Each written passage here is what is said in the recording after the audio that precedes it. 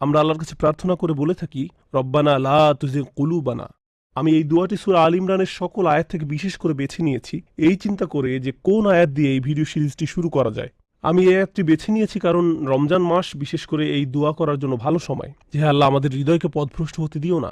লা তুজিগ কুলুবানা, জাগা আরবি শব্দটির অর্থ হলো যখন কোনো কিছু হালকা বেঁকে যায় কিন্তু তা আমরা অনুধাবন করতে পারি না। যেমন তারা এই শব্দটি ব্যবহার করত কবর খননের সময়, যখন কবর খননের কথা থাকে আয়তক্ষেত্রের মতো, কিন্তু অনেকক্ষণ ধরে কবর একাধারে খনন করার কারণে এর চারদিকে আর সরল রেখার মতো থাকে না। যখন খনন শেষ হয় তখন দেখা যায় চারদিকে একটু বাঁকা। এই সমস্যার জন্য একে আরবিতে বলা হয় জাইগ। এখন যদি কোনো মানুষ সোজা পথে যেতে থাকে আর সে না বুঝে ভুল দিকে মোড় নেয় এবং পথভ্রষ্ট হয়ে যায়, তাকে বলা হয় জাইগ। সুতরাং দোয়াটি হলো রব্বানা লা তুজিগ কুলুবানা, আমাদের হৃদয়কে পথভ্রষ্ট হতে দিও না। পথভ্রষ্ট হওয়া মানে এই নয় যে আমরা একেবারে 90 ডিগ্রি বেঁকে যাব, যে আমরা এই দিকে যাওয়ার কথা কিন্তু ওই দিকে চলে গেলাম আর পথ ভুলে গেলাম। আমাদের হৃদয় যখন আল্লাহর সন্নিকটে যায় তখন তা আল্লাহর থেকে ক্ষণিকের মধ্যে দূরে সরে যায় না, সেটা খুব অল্প অল্প অল্প অল্প করে দূরে সরে যায়। এবং তাই আমরা আল্লাহর কাছে নিরাপত্তা চাই, যাতে আমরা আস্তে আস্তে হলেও শেষ পর্যন্ত কোনো উপলব্ধি ছাড়া যেন আল্লাহর থেকে দূরে সরে না যাই। অন্যথায় দেখা যাবে আমাদের উপলব্ধি করার আগেই আমাদের মধ্যে ঈমানের বোধ আর নেই। এই মাসে আমাদের কেউ কেউ আল্লাহর নৈকট্য উপলব্ধি করছি যা আমরা অনেকদিন উপলব্ধি করতে পারি না। এবং আমরা নামাজ পড়ছি, মসজিদে থাকছি, সেখানে চারপাশের মানুষকে দেখছি যাদের মধ্যে কেউ দোয়া করছে, কেউ কাঁদছে, এবং আমরা ওই পরিবেশ থেকে তাদের অনুভূতি বোধ করতে পারছি। কাঁদা শুরু করি যখন নিজে নিজে ভাবি, হে আল্লাহ, যদি আমার মনে এই উপলব্ধি সব সময় থাকতো। ওই সময়টা হচ্ছে এই দোয়া করার সময়। হে আল্লাহ, আমাদের হৃদয়কে পথভ্রষ্ট হতে দিও না।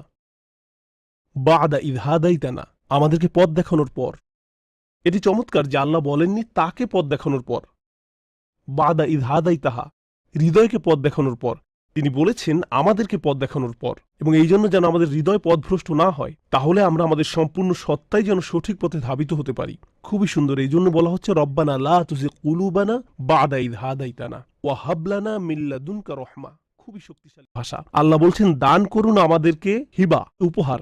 ওয়াহাব মানে হচ্ছে বড় উপহার দেয়া, অনেক বড় উপহার। হে আল্লাহ, আমাদেরকে এই মহান উপহারটি দান করুন, উদারতার উপহার, সেই উপহার যেটা আপনার গোপন সংরক্ষিত জায়গা থেকে আসে। এখানে আমি এই ভাষাটি সতর্কতার সাথে ব্যবহার করছি, কারণ এই শব্দ লাদুন এর মানে আরবিতে শুধু এই নয় যে তোমার কাছে থাকা কোনো বস্তু, এর মানে হচ্ছে তোমার কাছে গোপনে থাকা কোনো বস্তু। আর যখন সেখান থেকে বের করে কাউকে কিছু দেওয়া হয়, এটা হলো হাদা মিল্লাদুন্নি।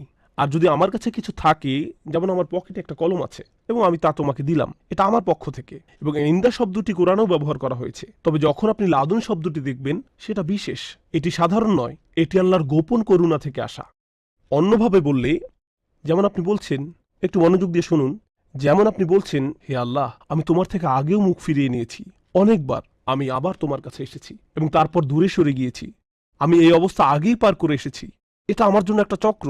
এবং যখন আপনি কোনো চক্রে পড়ে যান, আপনি চিন্তা করতে থাকেন এটি আবার হবে, এটাই স্বাভাবিক। এবং সেটাই হচ্ছে আল্লাহর কাছে চাওয়ার সময়। অহাবলানা মিল্লাদুনকা রহমা, হে আল্লাহ, তোমার ভান্ডারে নিশ্চয়ই গোপন ক্ষমা আছে যা তুমি আমাকে দেবে এই চক্র থেকে বের হয়ে আসার জন্য।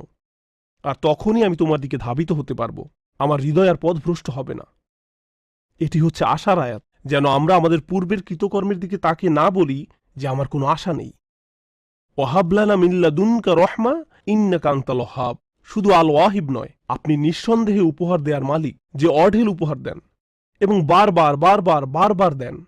হে আল্লাহ, আমি এই উপহার একবার চাই না, তোমার বিশেষ ভালোবাসা আর ক্ষমা, তোমার দেখানো পথ এবং আমার হৃদয়কে সরল পথে রাখা, এটি আমি একবার চাই না। আমি জানি এটি আমার আগামীকাল আবার দরকার হবে, তার পরের দিন আবার দরকার হবে। তাই আমি তাকে ডাকি আমাকে একটা না এবং বারবার এই উপহার দিবেন। সুবহানাল্লাহ, কি চমৎকার দোয়া আল্লাহকে বলার জন্য।